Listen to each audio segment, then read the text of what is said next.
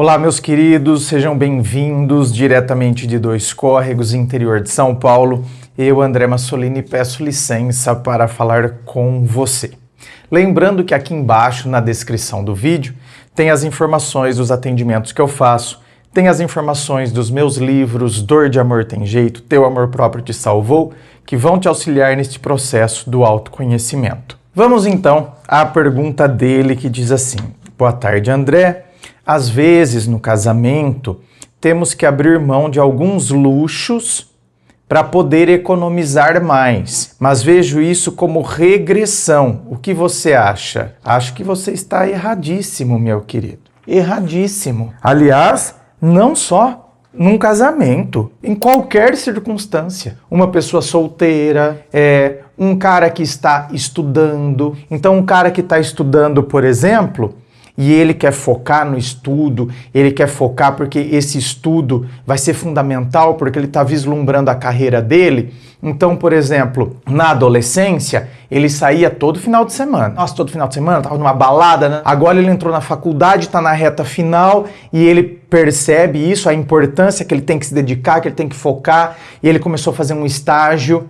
Ele está fazendo engenharia e ele começou a fazer estágio numa empresa de engenharia. Então ele vai aos finais de semana lá, ele se oferece para acompanhar um engenheiro, por exemplo, sem ganhar nada. Por quê? Esperto, porque ele está adquirindo experiência com aquele engenheiro que ele considera que é o cara, sabe, que é o que tem técnica, que já tem anos de estrada. Então, assim, isso aí não tem dinheiro que pague. Aí ele acompanha o cara durante o sábado, por exemplo, o cara dá plantão, tô dando exemplos aqui. E aí ele acompanha o cara, ele fica até 6 horas da tarde. Ou seja, ele chega destruído em casa, tá acabado. Então, ele quer sair pra balada no sábado à noite? Não.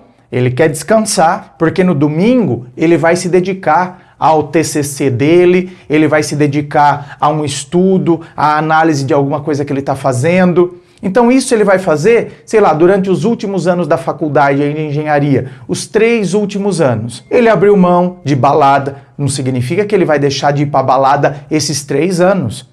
Mas grande parte nesses 3 anos ele abriu mão de balada, abriu mão de uma rave, abriu mão de acampar com os amigos, abriu mão de muitas coisinhas, para depois, então você tá vendo? Depois ele fez tudo isso, solidificou o conhecimento dele, e isso deu todo o diferencial para esse cara, certo, gente? Isso foi o diferencial para esse cara.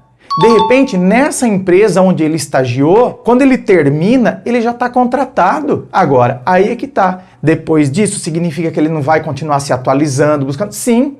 Mas não mais com aquela coisa de antes. Agora, provavelmente, ele vai se atualizar durante a semana mesmo. Ele vai trabalhar, à noite ele pode fazer uma atualização, fazer um curso, fazer alguma coisa assim.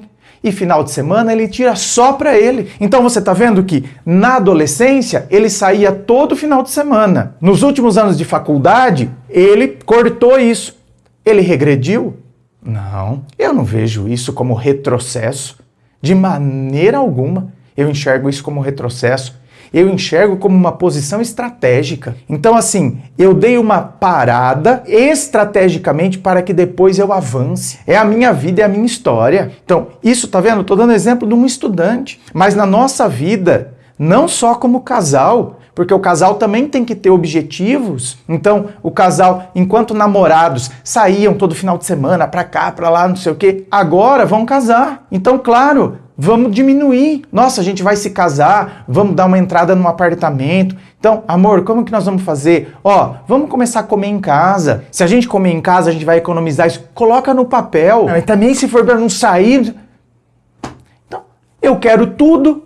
Entendeu? As pessoas querem tudo, não querem abrir mão de nada.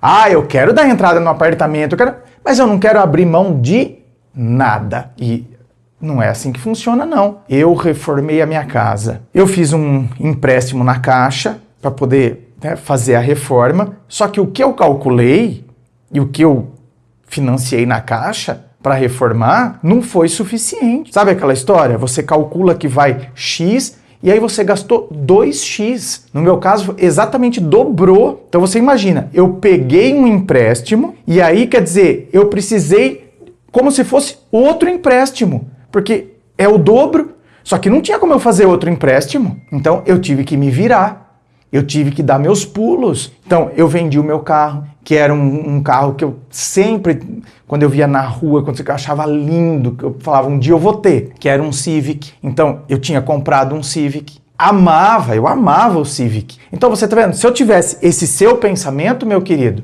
eu ia achar que era um retrocesso. E outra, né? Além de eu não ter esse seu pensamento, eu também não tenho problema por causa de status. Ai, para. Se tem uma coisa que eu, graças a Deus, não tenho problema, é isso. Ai, porque eu tava com um Civic, agora o povo vai ver eu com um carro popular, vai ver eu... Ai, que vergonha. Eu tô nem aí. Para, vai. Ó, nem passa na minha cabeça um negócio desse. Status. O que o outro vai falar, não vai falar. Se vai achar que eu tô quebrado. Não tô nem aí, gente. Isso é o tipo... É zero. Me abala zero. Zero. Nada. Nada. Nada. Nada. Então, vendi o meu Civic, comprei um Fiat Argo.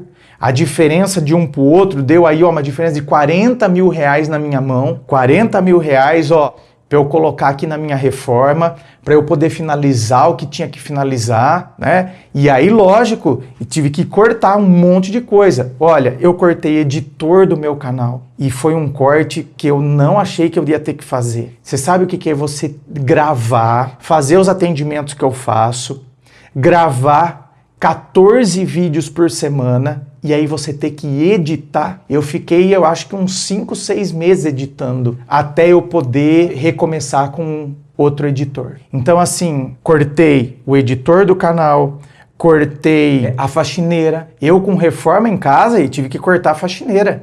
Então você imagina a bagunça, a sujeira que era. Então assim, eu me matava durante a semana para gravar, para editar e final de semana, dar uma limpada em tudo isso aqui. E no pós-obra, quando foi acabando tudo, quem que limpou rejunte, não sei o que vocês sabem que uma reforma deixa, né? Você tem que ficar passando, limpando, piso por piso. Fui eu. E eu acho que isso é retrocesso. Eu ficava envergonhado disso. Pelo contrário, eu tenho orgulho. Minha casa tem um monte de planta, porque eu amo planta. Então eu fiz jardineira na frente, fiz jardineira com a reforma, eu coloquei jardineira num monte de lugar que ficou muito bonito, diga-se de passagem. Quem que fez todo o serviço de jardinagem? Tudo. Fui eu. Tudo. Desde comprar terra vegetal, comprar a areia grossa, né, material de construção, misturar terra vegetal com areia, um pouquinho de calcário, encher cada jardineira, porque a jardineira era funda e há bastante terra, encher, finais de semana fazendo isso, carriola, pá, e ficava o sábado o dia inteirinho, por vezes o domingo, e fazendo, e ajeitando, e fazendo, ajeitando. Só com tudo que eu fiz aqui, nem sei quantos mil reais eu economizei com mão de obra se fosse contratar um jardineiro. Então, isso é retrocesso? Pelo contrário. Eu realmente sinto orgulho disso, sabe? Então, tem coisas, gente, que pelo amor de Deus, se a gente tiver essa ótica, se a gente tiver essa visão, a gente tá perdido. Se eu tô assim, eu nunca posso dar um passo para trás para depois eu conseguir dar 2 para frente. A gente tem que ter essa capacidade e essa humildade. A gente tem que dar esse passo e tem que ter essa humildade de reconhecer que sim, tá tudo bem, não tem problema, é uma questão estratégica. Senão, a gente vai viver para mostrar para os outros. É uma pena. Inscreva-se. Fico aqui aguardando a sua inscrição. Se você curtiu, dá o seu joinha, compartilhe com seus amigos.